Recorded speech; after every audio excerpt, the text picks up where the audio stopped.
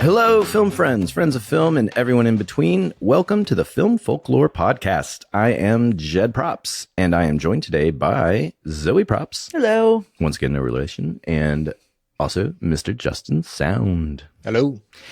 Joe and Chris could not be with us today, unfortunately. We did, however, get a small note delivered by carrier pigeon that told us that Joe was at the Statue of Liberty, actually, with antiquity. Maybe he's almost home. He might be coming this direction. You never know with that guy. Crazy son of a bitch. Yeah, you son of a bitch. I'm in. Zoe, where's Chris? Chris is going to see Dune 2. Too much Dune. Dune it again. That is Dune 2 : Dune it again. Yeah. Dune it again. I can't even say it. Dune it again. Dune it again. Dune it again. Dune it again. All right. As the title would suggest, we are back with another Tea Time at the Rumor Mill. I hope y'all enjoyed the first one. And today we're going to get into some urban legends. But first, can y'all think of any urban legends, film or just in general, that you like, I should say, like ones you've heard that you've been like, oh, that's a funny one. Chupacabra. I don't know. You know, I kind of blanked and was like, what the fuck is an urban legend? Well, the one that came to my mind was the Stanley Kubrick film, The Fake Moon Landing. Okay. That's so okay. I mean, that one does tie to a conspiracy. They don't have to be a conspiracy. Yeah. I can't. The only thing I kept thinking of was the film Urban Legend. Yeah, I was about to say, like, if nothing else, can you talk about the movie Urban Legend? Not to be confused with the Keith Urban documentary called Legend. Wait, is that a thing? No, it's not. Did he die? I don't know. I'm not a country music guy. Yeah, he's alive. Sure, why not? He isn't doing too great though, right? I think, yeah. Oh, if not, no, I don't know. I don't know anything about. No, I think he's like in hospice or something like that. Oh, sure. Are you related? Yeah, I think that's an actual thing. Wait, yeah. Really? Yeah, I think so. I think Keith Urban? I think so. No, he's not that old. The other one died though. There's some big country guy that died. He's got like some cancer or something. What? Yeah, wait, what are you hold gonna on do? a second. Now y'all are derailing. Now that's an urban legend right now. We're pausing. He is totally fine. He's 56 years old. He's married to Nicole Kidman, by the way. He's that guy. Hospice. Yeah. But like, here, you know what? Actually, I'm going to show this It's picture. Toby- Country music. This is him. Toby Keith. He died. He totally died. Toby Keith did die. Now, this is Keith Urban holding up a peace sign in hospice. Oh, he looks withered and terrible. Look at that old man. There's a country singer. No, you're thinking of Toby Keith. And he totally died. Toby Keith. Yeah. The hospice is How long ago? no one has to pay that bill It anymore. was very recent that he passed. Yes. Okay, then that's what I'm thinking of. Sorry. Yeah. Yeah. I know the that. Keiths. It's the Keiths. Yeah. I know that because in high school in my hometown, when Toby Keith was in his, I guess, heyday, the radio DJ or whatever, he accidentally called him Toby Quiche. And forever I have now known him as Toby Quiche because of this one moment in time that the ultimate inside joke that no one will ever know why you're laughing. So anyway, Keith Urban, totally fine. Keith For the record. We wish him well. Sorry for the false alarm. I mean, you had me for a second. I was like, what, did I miss something? So yeah, anyway, back to urban legends, not the documentary called Legend, the story of Keith Urban. Or the I've got an urban legend for you. Keith Urban is dead. and how he's doing just fine. Yeah, hey, there's your urban legend. Keith Urban is dead. So, I mean, there's a million reasons for urban legends coming about in pop culture, and film has no shortage of urban legends, whether it's a mysterious death or a production that was cursed. Love a cursed production. In fact, kind of going back to our episode, the legendary lore kickoff with the Conqueror, if there weren't information about the numbers for the cancer statistics that we were talking about at the end of the episode, then that would be kind of urban legend, because it would be, well, I mean, I don't know numbers, but apparently A curse is a curse. The entire crew died of, nuclear fallout. So, but yeah, I mean, today basically what I was kind of thematically going for is we're going to be discussing film ghosts, deaths, and curses. And I have 3 stories for y'all. So let's get into it. We are going to start by going back in time to 1987. Zoe wasn't born yet, Wow. but the rest of us were already in our 30s. But if I was to sing "Good Night, Sweetheart," well, it's time to go. Bum, bum, bum, bum, bum. What movie am I talking about? I have to say Justin because Zoe wouldn't know. Wait, is that the song? Hello, hello again. Never mind, forget No, it. that's a totally different one. Yeah, well, whatever. For me. I'll give you a hint. I was born in 87. Yeah, I'll give you a hint. Embarrassing. If let's say that little jingle I just did was say 3 men singing it together, 3 men singing. and they're standing over a crib trying to get a baby to go to sleep. 3 men singing to a baby in a crib. Oh, that's it. I love that Three one. men and a baby. Zoe's right. 3 men singing to a baby in a crib. That's the movie. And it came out in 1987. Like I said, it's called 3 Men and a Baby. It was released from Touchstone Pictures, which is Disney's former production film branch that was intended for more adult audiences. At the time, it was their first movie to gross over 100 mil. So it was a smash hit, everyone. So Zoe, you're going to know all these people. It starred Tom Selleck, Ted Danson, and Steve the Gutenberg, and of course a baby. And Baby don't have no names. and hijinks ensued. Okay. The baby was called Penelope. Sure. So we don't need to go into the plot really too much. Just know that 3 bachelors lived together, and a baby was left on their doorstep. Tom Selleck was an architect. Steve was an artist, and Ted was an actor. And again, hijinks ensued. So, I will say a little footnote. I was looking at a not too long ago interview with Tom Selleck. He was on Fallon, and Fallon brought up what we're about to talk about, and they had a discussion. It was like almost 4 minutes. So I was like, oh, it's a lot to try to do an audio clip for. So maybe I'll put it in the episode page. But essentially, they were talking about the possibility, because there is a sequel to this. It's, I believe, 3 Men and a Little Lady, I think is the sequel. That came out in 90 That circa. sounds like it's getting creepier. Well, no, what they're saying, does they're sound- thinking about but- making the trilogy, closing this out 30-ish years later. But 3 Men and a Wedding. And basically little girl's all grown up, and now she's getting married, and they got to deal with the wedding. Sure. My only request, if they decide to do it, can the 3 guys still be living together? Because it's I'm imagining like a 3-tier bunk bed. You know what I mean? I haven't seen the movie in forever. I feel like they do explain a little bit because they have this really nice, like New York apartment, basically kind of thing. But it is weird. I mean, it's a My Two Dads scenario, like why are these 3 bachelor men, straight men living together? And like, at least one of the 3 arguably has a very good job. He's an architect in New York. But anyway, so But unrelated jobs completely. Wait, what's the other one besides an actor? it was, Architect. And Oh, artist. Yeah. Shush. that old gag, the artist, the Artist of actor, what? and the art. you never see and they're his all art A's. in the movie. It Yeah, just they says are. he's an Somebody artist. just Yeah. alphabetical occupations. Like, yeah, sure. I did get to meet Steve Gutenberg on a forgettable comedy, but he was so pleasant, and he went around when he came through the production office in prep. He was going around introducing himself to everyone, which I was like, "You're the Goot. You don't have to introduce yourself to me. I've known you since I was yay high, kind of." But he was a hot to trot in the '80s, man. Police Academy. I mean, come on. Oh, yeah. Like, but anyway, he was a very lovely man, as I guess you could kind of imagine, because he always played likable characters, more or less.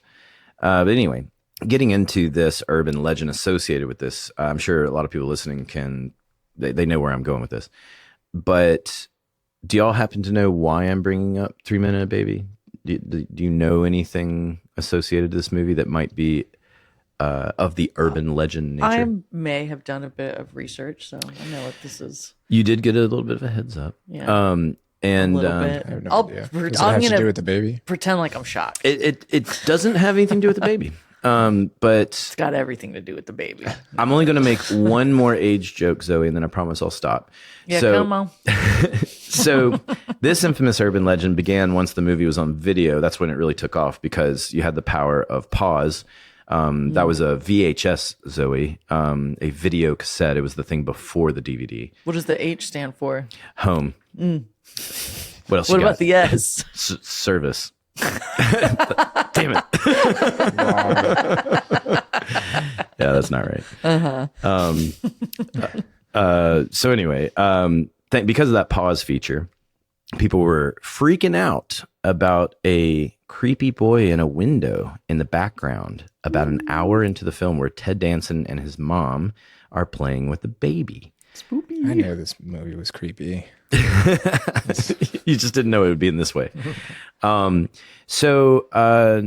Let's see. Zoe, do you see? I put it in black there. There was a photo? You got a photo? Well, there is going to be photos when we keep scrolling. I was going to ask Zoe to read. This is from hauntedrooms.co.uk. That's a little synopsis about the urban legend. Yes, I will read. The little boy appears in a scene around an hour into the film with Danson's character, Ted, and his mother. She's walking through a room holding the baby, and after she picks him up, they walk together back through the house. A young boy can be seen behind the pair, peering at them behind a pair of curtains. Stories were circulating everywhere that the young boy was in fact a ghost and that he'd committed suicide by throwing himself from an upper story window. People were incredibly eager to find out the origins of the boy, and Americans everywhere felt incredibly sorry for him. Just who was he, and what drove him to this act? Why did he choose to show himself in this film? Oh, there's more. Mm-hmm. Yeah, it's a long one. The thinking at the time was that the boy's parents were absolutely stricken with anguish and grief over his sudden death and quickly moved out of the house following the tragedy, little known to them, leaving behind the spirit of the boy in the huge house to be alone with his thoughts once more. The studio then took over and made the movie. Soon after that, however, the theories changed again. There's a ruffle in the curtains of the scene with the boy, which many people believed was caused by the shape of a rifle that he was holding. Not only that, but in the scene just prior to the one where the boy was visible, one of the characters was holding a rifle.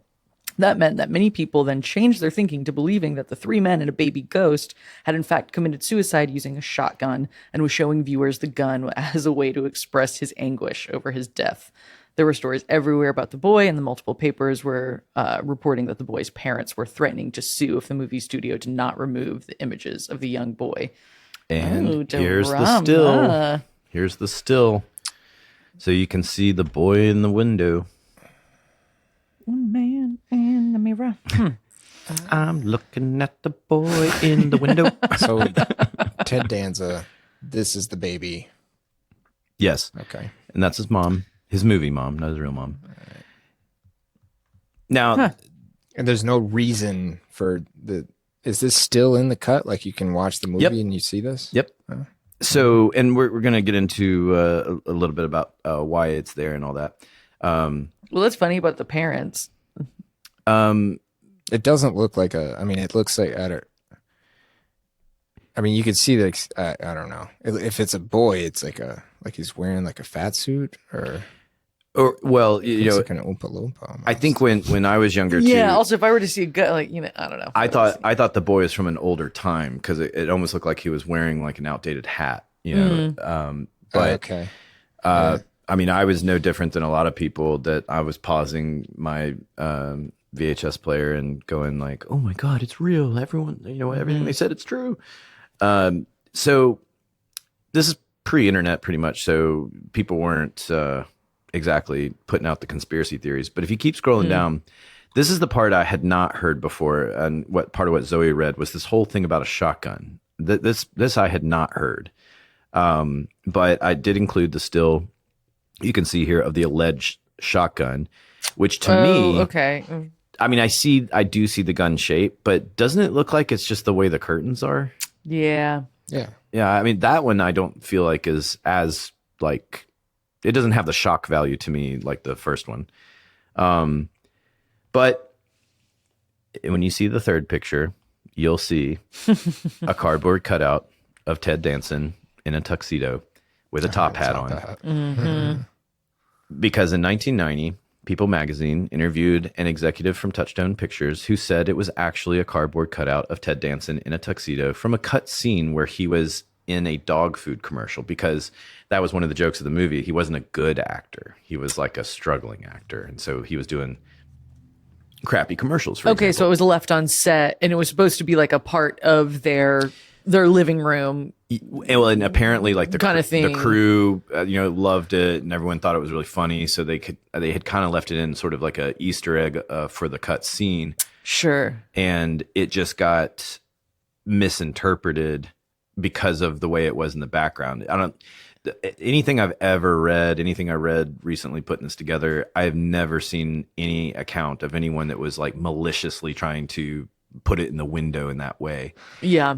And kind of go into what you were starting to ask, Justin, because this was in 1987, post-production editing didn't have the technology yet to edit it out. Check it out. Like the guy, what was that, Pants Guy, Star Wars?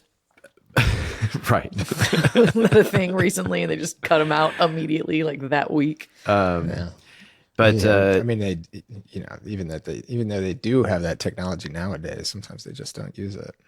Yeah, I mean, it's it the Game can of be Thrones expensive. Yeah. Situation, yeah. Well, I think that's because they were out of fucks. Right. Yeah. I'm not even sure there was an editing. You never team by know. the This end of crew that. might have been out of fucks too, and they were like, "Yeah, That's fuck possible. it, let's put it in there." Yeah. That's possible. So at the end of the day, it was debunked, at least by the executive, even though the explanation seems logical.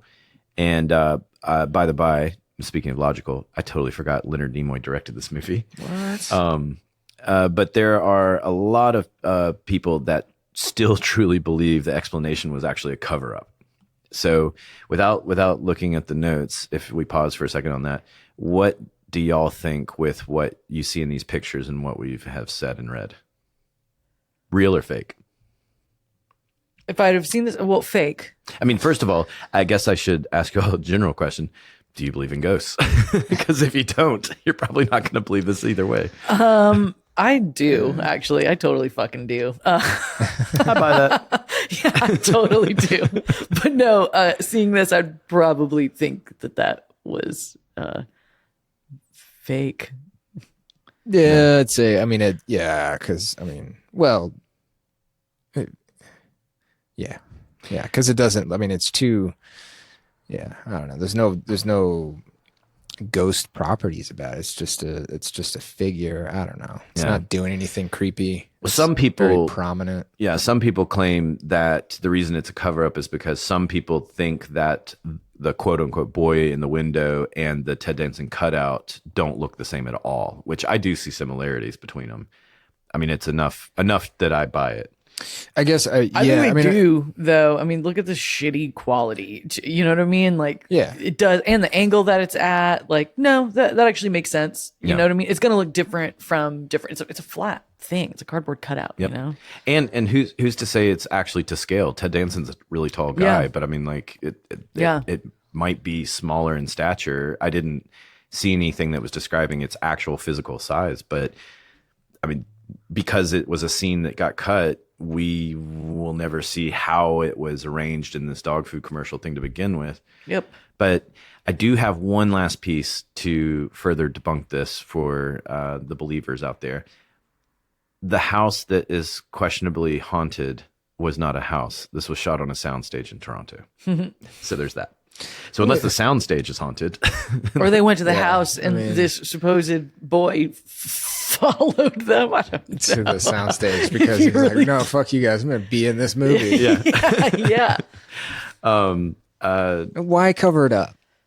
Yeah. What would be the purpose of covering it up? Well, look at the wild speculations. I mean, when you were reading that, Zoe, the amount of detail that people were able to put a story together from nothing, like that, like the boy tragically shot himself because I kind of see a gun here. Yeah. But it is a true story that there was a boy and there were parents and some kid. No, that's not even true. That is true. No. Oh. Nope. Okay, then yeah, it's absolute bullshit. Oh, unless you believe in the conspiracy. But Not really. part of the flaw of the whole So conspiracy this is just that from it's- this is also from like a rumor that was started as well. yes, it was Yeah. definitely the game of telephone, and this Okay, is got it. pre-internet. So Well, because I read here, that it was saying that, it was said that the papers were reporting. So that doesn't really mean anything, that the boy's parents were threatening to sue. So I was wondering if there was, I don't know, a family that lost a child in this area where they were filming. That could be, maybe playing the but- odds game. Yeah. I hate to Probably. say it, but probably. Yeah. Like, I'm just Well, that's a going by bummer for that sheer odds. fake dead kid. Yeah. Especially as the internet, became the full on internet we know today. I mean, it's been, people have looked at it, overanalyzed it, and all kinds of stuff. And so it's pretty safe to say that it's debunked. And if unless you want to go with a counter conspiracy that the kid somehow made his way onto the sound stage, like you were saying, then arrived with a shotgun. Ghost gun ghost. Ghost gun ghost.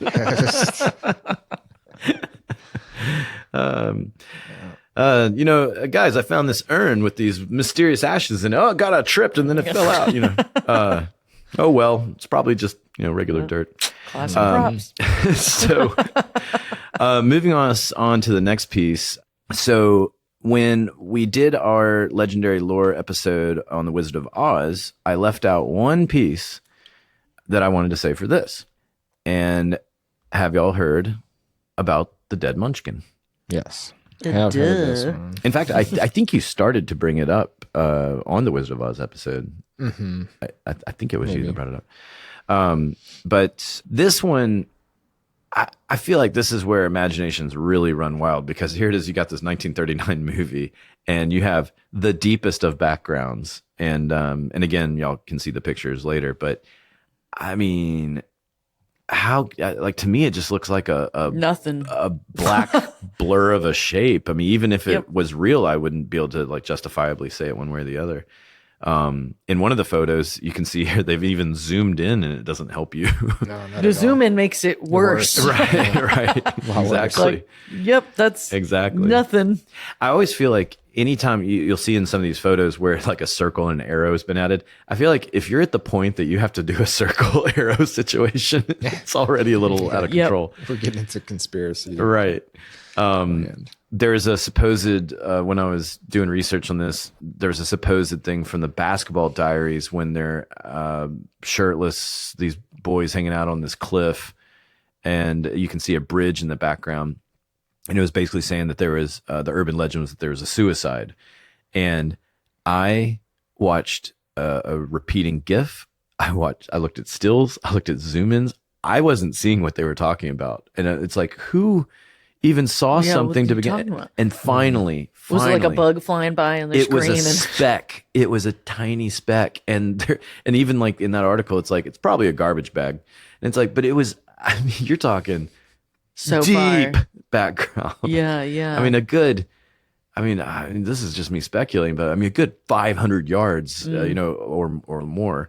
But that's a lot of this urban legend stuff, is that it's poor video or it's so far in the background you don't know. Mm-hmm. But anyway, let's talk Wizard of Oz, because I do have one thing that's really going to shock y'all.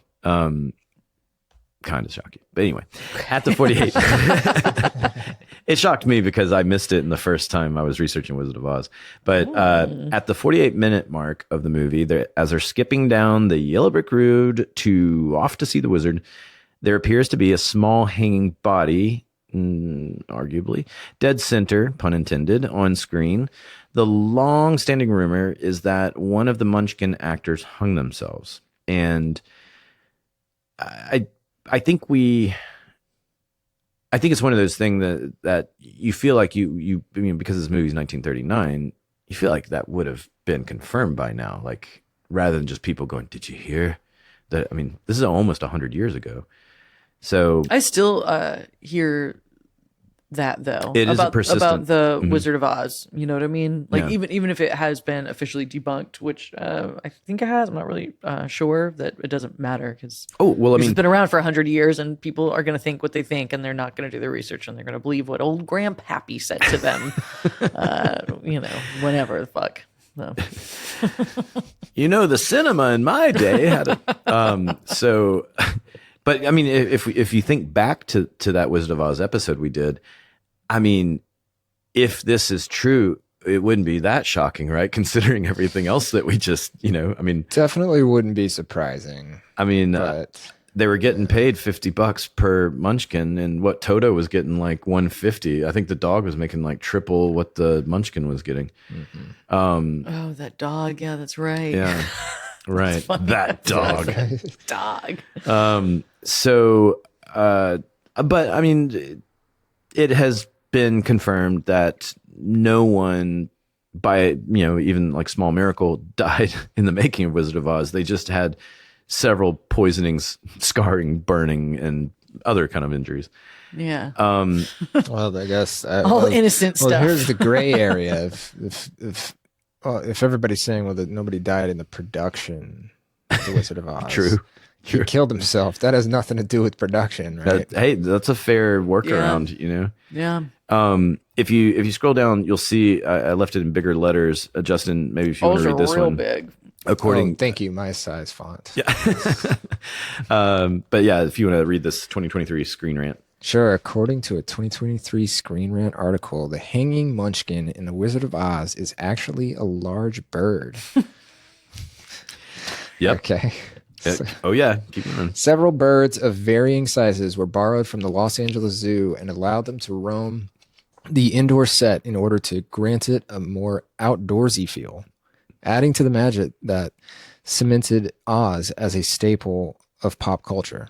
Another appearance of these borrowed birds is the live peacock outside the Tin Man's shack, while Dorothy and the Scarecrow attempt to revive him.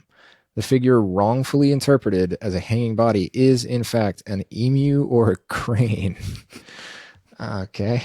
The unusual movement of the bird in the background of the scene became a subject for speculation for those viewing the film on home video, as they were able to rewind and play the scene in slow motion, birthing wild theories of an actor driven to despair over his unrequited love for a female munchkin. Despite the confirmation of the dead munchkin in The Wizard of Oz being a large bird, the myth still exists. Yes, and once again, those damn VHS tapes and that powerful pause and rewind feature. But my favorite thing about that, again, going back to the Wizard of Oz episode, with everything that we know, yes, it was 1939, but no one thought it might be a bad idea to let large birds from the zoo loose on set. Yeah, not even like just regular little songbirds going around. Because I'm actually like, you know what? That's a great idea. Hell yeah. That does add whimsy to the movie. When you said bird, I don't know what I was thinking. Maybe parrot. I'm pretty sure it's like, because they said emu or crane, but I'm guessing Emu's like a big bitch. ostrich and emu and crane and flamenco maybe, and well, they said peacock, so I think it was all larger, non-flying so much birds, right? Or wings clipped kind of thing. Yeah. But just to have them just roaming around, I mean, especially through today's optics, I mean, first of all, PETA would be all over you. Oh my gosh, I can't wait to get an animal wrangler on the show. I really would like to get an animal wrangler in here. I might have an opportunity. We're going to have an animal wrangler on the next episode of what I'm working on.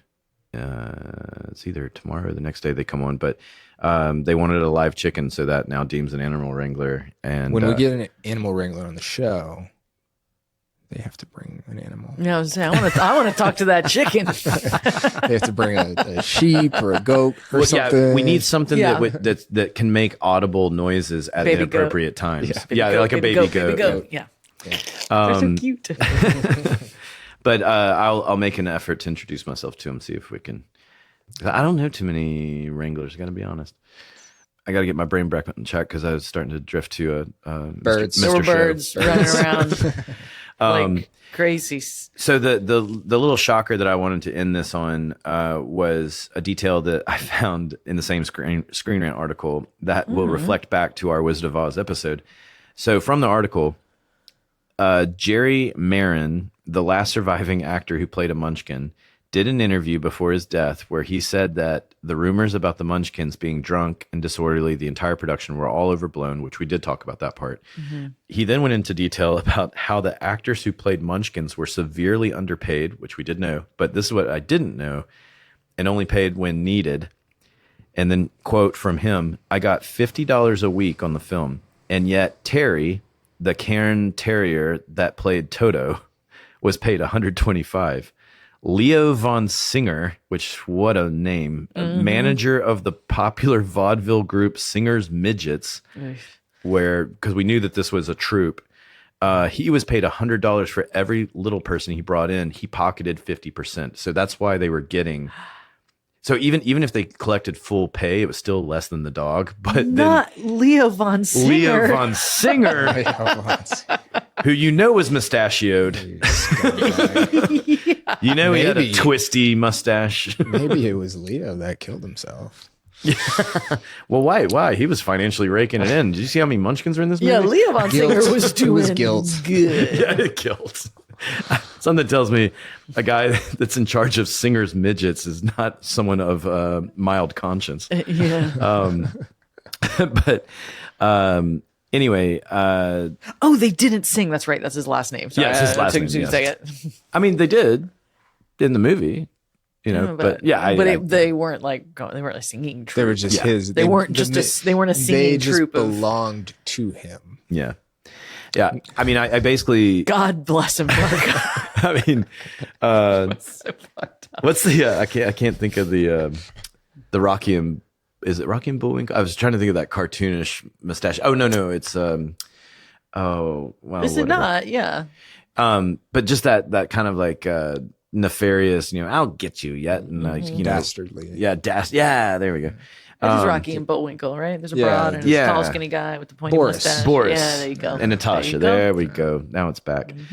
So anyway, that is the story of the hanging Munchkin. I had a moment where I was like, little person? Wait, no, he's a Munchkin. Well, whatever.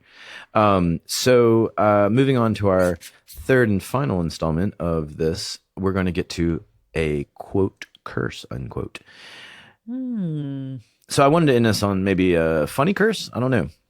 I kind of wish Chris and Joe were with us because I know that they definitely would give big laughs when they hear this. They love curses and they believe in ghosts. Well, and when we when we go into who this is and what it was, I mean, so I had not heard any of this, but let's start off with, have y'all seen The Passion of Christ? Oh God, no. But whether you've seen it or not, I mean, everybody knows that there's a painfully like graphic thing in that, right? I mean, like that's not a secret, even if you haven't seen it. I saw the South Park episode. That was good. No. It is a good episode. Oh my God. Yeah. Sorry, I hadn't seen that episode in a while. So the supposed curse, which I will get into in a minute, and I'll also say, depending on which optic you want to go with, maybe it's a miracle. But this whole thing pertains to several injuries that Jim Caviezel sustained in the making of Passion of Christ. And so this is kind of highlighting him. I don't think this is all of them, but basically some of these are from that over the top and debatably infamous scene, and others were from other parts of the movie. So Which scene was that? it's when he told Mary Magdalene that they can't be together because the Pope in the Catholic Church doesn't like her. Gotcha. Okay. So, but and therefore scorned women for centuries. But it's essentially Jimmy Caviezel sustained multiple injuries during production, including but not limited to hypothermia and pneumonia from weeks of getting up on the cross naked, a 14-inch gash from a whip that accidentally hit his back when he was being whipped, and he has a permanent scar from it, a dislocated shoulder from carrying the cross, and are you ready for it? He was struck by lightning. Nice. God did not like that movie. I mean, how many hints do you need? So this is the urban legend that this stuff happened. Well, this stuff definitely happened, but where the urban legend comes into is the curse on the production. So he was definitely struck by lightning. He was definitely struck by lightning, which we are going to get into in a second. Yeah, I know. And Justin just made a hilarious face. One day we'll have video clips of things we do. But yeah, like in fact, going with Zoe's joke about how many signs do you need. Have y'all seen what's the Steve Martin movie, The Man with Two Brains? There's the long and short is that like he's got a dead wife and there's a big portrait of her over a mantle, and he's on his knees because he likes this new woman, and the new woman is not a good person. So he's talking to his dead wife's picture, and he just says, "Just give me a sign, any sign." And the portrait starts spinning and wind is coming at him, and you hear a voice going like, "Oh!" And all these debris is flying around, and Steve Martin is just getting his hair blown back and his shirt's like, getting tattered. And then when it all stops, he goes, "Any sign." That's what this feels like. Yeah. Yeah. I mean, the lightning strike especially, I'm with y'all. So here we go. This is a 2021 Snopes.com article that stated, in one instance, Caviezel and Michelini, I hope I'm saying that right, were together under the latter's umbrella when they were zapped. Quote, "I'm about 100 feet away from them when I glance over and see lightning coming out of Caviezel's ears. Both Caviezel and Michelini got struck," end quote, producer Steve Micavidi said. The months earlier, Michelini had also been hit while carrying an umbrella, Variety reported. Neither man were hurt in their instances, so I'm guessing that they were grounded properly. Wait, Michelini was hit a month earlier, and then he was apparently Michelini was struck twice on the show. I mean, Yeah, Dude, good thing Jesus. isn't that the thing? Like when you get hit by lightning, you have just such a higher percentage of getting hit by lightning again. is that true? Yes. Yeah. Yeah. Okay. Yeah. I did not know. For whatever reason, people who have been struck by lightning oftentimes get struck Hold on. again. I'm going to call a lightningologist. Yeah, go ahead, look it up. Do that. And it's kind of like unexplained as to why, but statistically, motherfuckers just be getting struck. I guess you're just, you got the right ions. Yeah, or something. So it sounds like old Caviezel? JC. Yeah. JC. Yeah, Jesus Christ was JC was a carpenter. struck and Michelini was. I mean, good thing Jesus was wearing Doc Martens. I don't know how he didn't die if he was like barefoot, but- Jesus Christ, the original punk rocker. So, I mean, now we get to hear from JC himself. And by that, I mean Jim Caviezel, who is JC and the other JC. So he said in making The Passion, he said it took a lot out of him physically, which, I mean, if all that is true, then yeah, I think that's probably. That's an understatement. It nearly killed me. Not many people get struck by lightning. I did. 5.5 months of cold. I had to have 2 heart surgeries, including open heart surgery, because of that film. Holy shit. Going out in the cold at night and the wind chill was tremendous. We were at a 1,000-foot cliff and the winds would come down on top of it. I had a dislocated left shoulder. On top of that, I had pneumonia. I got really sick, end quote, he recalled. And the last thing he says, which is the least shocking thing, as we know Jim Caviezel to be, but if we had shot that film in a studio, you wouldn't have seen that performance. Was it worth it? Absolutely. End quote. I'm guessing Jimbo is a God-fearing man. himself? Well, I don't know if you're familiar with his child saving show that is quite popular with the conservative Christian right. Oh no, I see it as someone you're either really really super into Jesus and that's why you play it, or like He's an intense like dude. how much can you fear God if you're playing? I worked with him, and I will say he was polite and professional, but he was a very intense guy, very very cerebral, and I do think he has, and no offense to him, but I do think he has a bit of a Jesus complex. But maybe that is due to these details of this show. And this is why I was going into, is it a curse or is it a miracle? Because I think it's the optics, and he certainly does not see it as a curse. I think we, as normal-ish people, see multiple lightning strikes as a bad thing. Yeah. But he's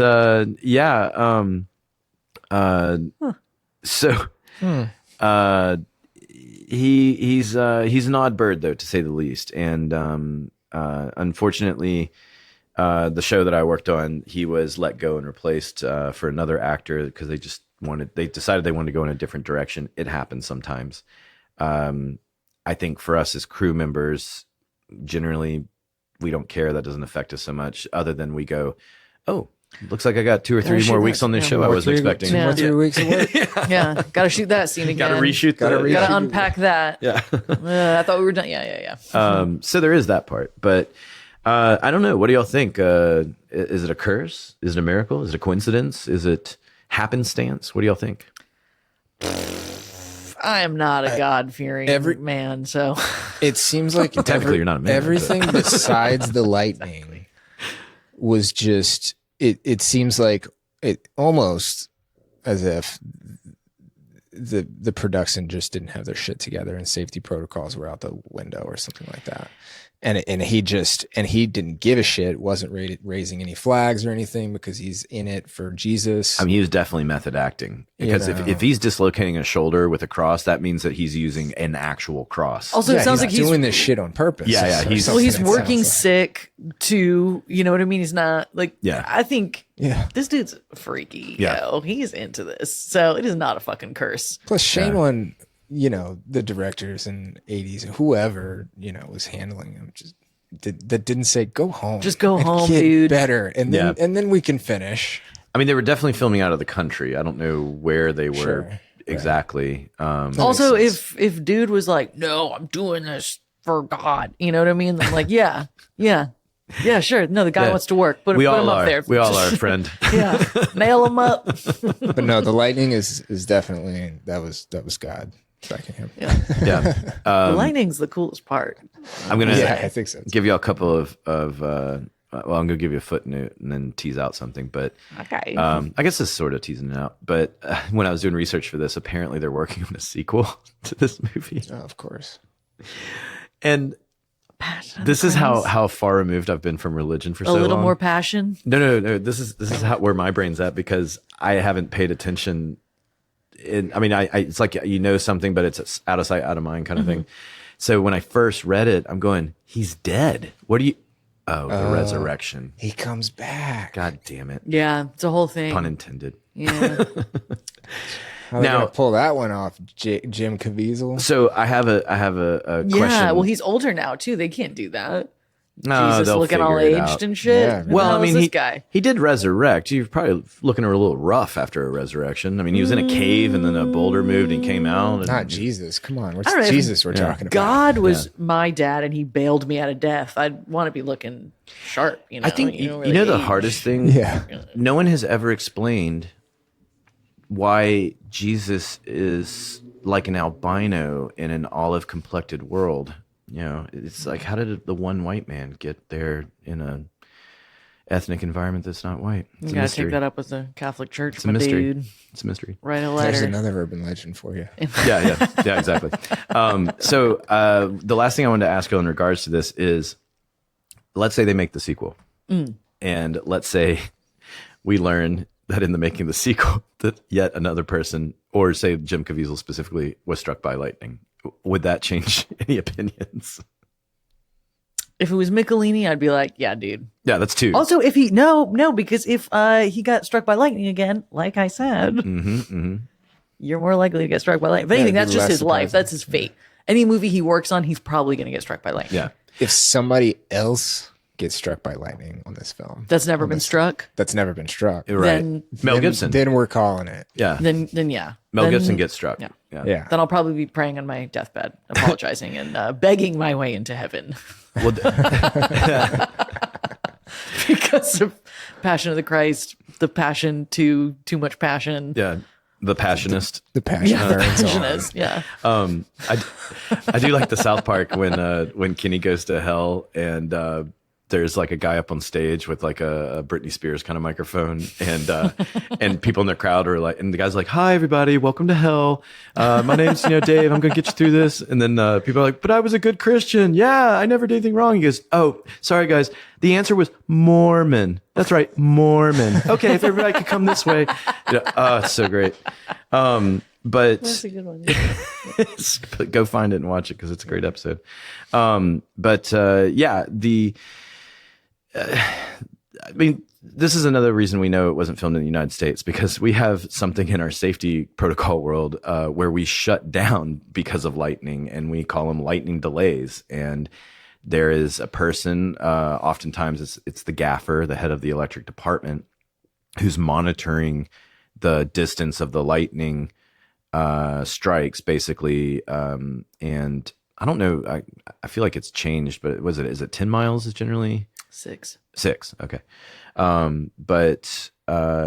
Yeah, I mean, every production in North America has lightning delay protocol. So yet again, that's a good sign this was not filmed in North America. Yeah. Also, I that's a just good said point. 6 very confidently. I'm actually not that confident in that. Second guessing yourself. Yeah, now I am. So Six- anyone, six seems good. yeah, feel free to. But You know what? Somebody write us in and correct Zoe. I like 10 better. Let's make it 10. Even if it's 6, let's make it 10. Well, I mean, jokes aside, they want it to be the shortest distance because that means less of a delay Yeah, shutdown. that's what I'm come saying. on. exactly. Make it 10. Yeah. start monitoring at 10. Yeah, exactly. Yeah, whatever. All right. So let's put that one to bed for now, and we'll eagerly await the Passion 2 Electric Boogaloo. Comes out in 3 days. And no, it's got to come out on Easter, right? Yeah, I mean, It's a resurrection. It joke. definitely has to be an Easter release. So the way that we want to close these out, like we did last time, is kind of going around and having a little fun story, if anyone has one to share. But we want to keep it kind of fun and silly, Story. obviously. Y'all are struggling with homework. We know. It's like, oh no, I'm scared. I know, but I mean, it's just we like to spill a little tea, but we want to keep it fun and light and everything because we've been around, we've seen fun stuff. But yeah, anything that's crew related, it doesn't have to be an actor. I'm the one that I would say is when Katrina happened, we were all displaced and we were in Shreveport, Louisiana, and as I've mentioned before, it's in the north part of the state of Louisiana. That's all you need to know. And we were homeless and confused and didn't know what was happening other than, all the city was like 80% flooded and all this misery and confusion. And the first production to happen, because that was August 29th was Katrina. And so I believe it was October or November, we started working on Roadhouse 2, Last Call. And it was filmed in Shreveport. And it was a good distraction, I think, for most of us because we were just happy to be doing something to get our minds off of the fact that we didn't know, like, do I have a home to go home to kind of thing. But there was a gag one night and there is a video somewhere. The problem is it was so long ago that it was probably on somebody's phone, which was archaic. And, how do you get that image or that video off of that phone from 2004? But essentially there was a ramp built that goes up to a window, and the gag was that all these guys are coming into this house to fight Jonathan Sheck, who was the lead actor in it. And so you got stunt guys jumping through windows to come in the house because, you know, that's how you enter a house, to fight. That's just how they enter. That's Stunt guys true. anywhere. Yeah. Well, that's true. And that's why they're not allowed at my house anymore. I got tired of replacing windows. You do that again, you're replacing it. But the idea of how that works is that special effects has little charges on the window, and then they hit the button, charges going off as the guy's going through the window, so it gives the illusion that he's physically breaking through. Because the reality is that an actual window would be a little difficult to just run and go through. But what happened in this moment was the charge didn't go off. And so if you imagine what that looks like, it looks like something out of Jackass, because I watched a guy run full speed up a ramp and then basically slap into a wall and then go to the ground. And the shock of it, all of us that were standing around it were just going like, "Oh my God. Oh God, is he okay?" Yeah. And he was fine. He had a sprained ankle. You know, he's alive and well. But it was that thing of like, this is someone that just hurt themselves in a very Jackass kind of way, because there was just an error in the I think if I remember correctly, it was a wire, was a bad wire or something like that. But to watch it happen as if it was meant to happen that way, and to watch a human body slap a wall like a pancake and fall off, is a very odd thing to see. And that's part of what that show was at the time, because it was just such a surreal time in general. And so when you have an insane show like a sequel to Roadhouse that doesn't need to happen, you get a lot of that kind of stuff. And so it was a very crazy experience, but in hindsight, it actually, I guess not necessarily ironically, but I had a lot of good memories from that show, even though they were at the time problematic things. And I'll tease out another one. An actress is supposed to be driving an airboat and pulling up to a dock, and she got a crash course in driving an airboat like 30 minutes before we're supposed to shoot it. And she kept getting off track and she kept getting caught in these cypress trees, and they kept having to go bail out. And this poor actress, you know, it's like, and then, you know, and then she, of course, it's going to make you nervous and everything like that. And it's like, why did y'all not give her proper time to, like a day? Yeah. You know, some like kind a of day something. before a weekend. I remember that day of, you know, after like the fourth or the fifth screw up, you're going like, oh my God, like, come on, get it right this time. We want to move on with our lives. But then when I look back on it, it's kind of funny and silly that it's like, why did this girl only get like a half hour or maybe an hour, but it was a very short amount of time to learn how to drive an airboat and then pull up to a dock. It's not just her or whatever, the boat going across camera. It's her arriving and parking it at the dock. So the whole movie was like that. And so it's a lot of like hindsight, fun now wasn't necessarily fun at the time kind of thing. Yeah. I feel like the first Roadhouse would have been a lot more of a shit show and a crazy production. I don't know. This was a pretty shit show. I mean, we were in Shreveport, Louisiana, which at the time didn't really do movies. Good point. Yeah. Well, you know, it's a new Roadhouse coming out. I heard. Yeah. You know, I don't know. I mean, you don't need to mess with Dalton in the first one. I mean, right. You know, it was the Sways, man. Oh, you would like Roadhouse, Zoe. That's what they say. Yeah. Oh, yeah. That's not because I don't wanna. Let's call back to Plane. If you liked Plane, you definitely will like Roadhouse. It should be in the trailer. That should be in the trailer. If you like It's a new Roadhouse. They're talking to me, Zoe. Wow, this feels really personal. And I'm in a theater. Yeah.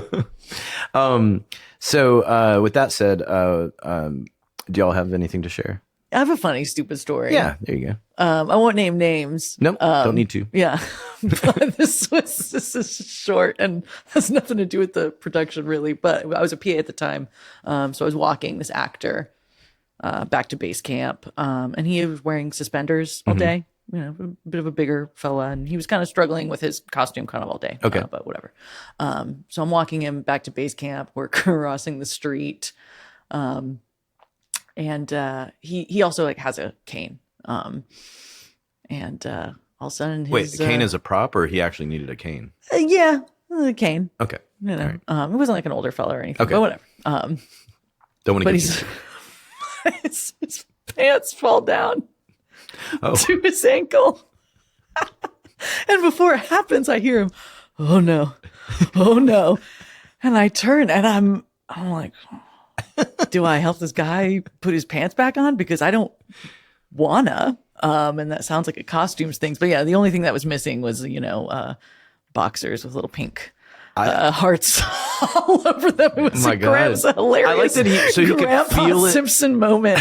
And I'm like, I don't ever want to look at this guy again. I don't ever want to look at this guy again because I his like pants that and he- didn't just fall down a little bit, fell down to his fucking ankles to the floor. And also, it was when we were crossing the middle of the street, not a crosswalk. So this poor bastard's just in the middle of the street Oh my God. with Poor his guy. pants around his ankle. Oh, no. And I'm trying to act like it's not hilarious. And I'm like, "Ooh." It happens to the best of us. Yeah, Not really, which but is exactly what I said. Oh, it happens to the best of us. In my head, I'm like, no, it doesn't. No, it doesn't. I've never seen that. That's the worst thing that ever Why happened. did you take off your suspenders? It's the only thing, man.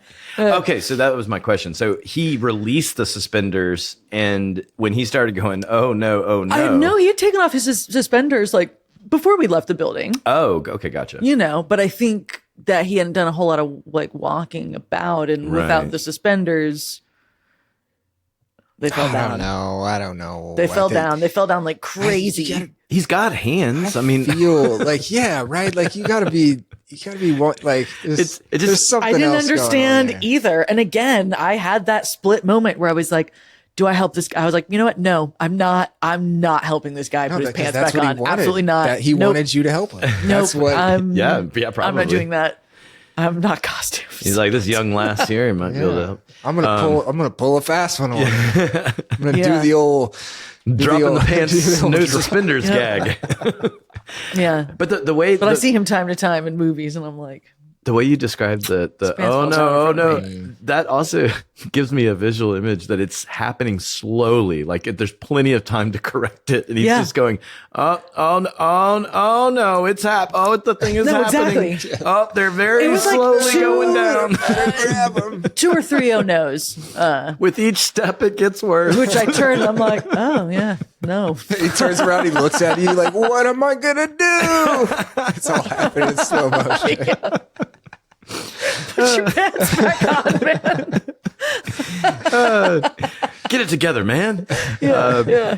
I'm surprised you didn't have the old gray mare. She ain't what she used to be. yeah. I always got stuck in an elevator with him too, and Oh, I wow. clawed at the elevator doors like a feral monster. I was like, I can't. Oh my god! So- The elevator goes up at enough force that the gravity pulls the pants back down again. It's happening again, very slowly. If only I had hands. Maybe he truly is an actor, like an actor's actor, because sometimes actors will do things like that where you're kind of scratching your head, going like, you're at the end of the day, you're a person, you are very capable, like, but you. There's so much in their head. And also they're used to being waited on, and so Sure. a lot of times that kind of stuff, when it happens, you're going like, I mean, you could totally tie your own shoe. Okay, whatever. Yeah, cool. you can do like, that. I mean, I'm pretty sure you didn't skip that in your learning years, your rear-end years, but anyway, No, he did. well, that was fantastic. And Very good. That's I now need to know who that is, which That's my cute we'll story. wait till we're cut, but pants. Justin, what you got? I don't have a funny story today. I'm gonna pass, and then I'll just. You're going to double down next time. Yeah, I'll double down next time. I will apologize to the family and loved ones of Keith Urban. R.I.P. the legend himself. especially Nicole Kidman. Well, actually, what you should do is the next time Joe is back with us, you should make Joe tell a story that you say, that one counts for me. Oh yeah, I'll get him. Yep. I'll get him. Zoe's going to do her thing here in a second when we get out. I just wanted to say that we would love to hear from you. And this segment that we do, Tea Time at the Rumor Mill, as we're calling it, your questions could even help guide some of these. If you wanted us to talk about something specific, I'm sure between the five of us and honorary member Heather Ray, I'm sure between six of us, we definitely could come up with something to answer your question. And I will tease out that the next time that we do this, I'm going to be starting us on hidden messages from Disney movies. Okay, so I was gonna mention one of those as an urban legend today, but we'll we're gonna hold it. There's enough of those that I could probably milk it into 3 episodes. That's what I figured. I mean, there's a lot, and it's quite the rabbit hole. But and we'll get into it when we do it. But it's kind of funny because some of it seems like legit debunking. Some of it, from what I've just kind of in my cursory, like researching and going off of memory. But some of it seems like they're a little too flippant in their explanations, and it is Disney, and it does feel kind of cover up conspiracy-ish. Sure. And so it is kind of a mixed bag. So I think part of what gives credence to it in general is the sheer number of questionable hidden messages that are, it's like, all right, you can explain away 1 or 2, but when you get to 12 in 12 movies, like that's getting excessive. Yeah. But anyway, we'll get into that at another time.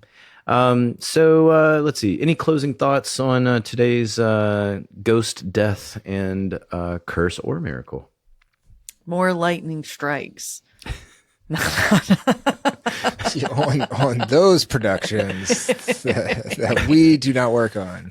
I don't know. I want to work on a cursed, a real curse or a real haunted sitch. You just took me back to the Ben Stiller part of it. show back in the 90s. That was a sketch comedy show, and they had a sketch that was supposed to be Die Hard 12, I think, which is funny because now I think there's like 7. Yeah, yeah. We're getting there. But he was basically, it's Ben Stiller was supposed to be Bruce Willis and Officer McClane or whatever, and he's in a supermarket, and it's not even like, it's like, but I remember at one point, because it's supposed to be a trailer, they're like, they say lightning can't strike 12 times. But I had kind of forgot about that, but you just dug it out of the memory. Man, R.I.P. Ben Stiller show, that was a long time ago. So let's see. I think it's time to get out of here. Zoe, you want to take us out? 1, 2, better not sue. We want to hear from you, the audience. Do you have a behind the scenes story? Maybe you work in the industry, or maybe you had a run-in with production. You live in New Orleans, New York, whatever, and some PA stopped you on the way to work and it was annoying. We want to hear about it. We want to hear about all of it. We love all the stories. Write us and maybe we'll read it on the show. Or maybe you just want to tell us that you love us or you really hate us and you want to fact check us because we're wrong about a lot of things. You can troll us, whatever you want to do. You might even want to guess where Joe or Chris are on any given day of the week. You can do that by emailing us at filmfolklorepodcast@gmail.com. It's filmfolklorepodcast@gmail.com. We do indeed want to hear from you. You can also find us on the social media. Instagram is Film Folklore Podcast.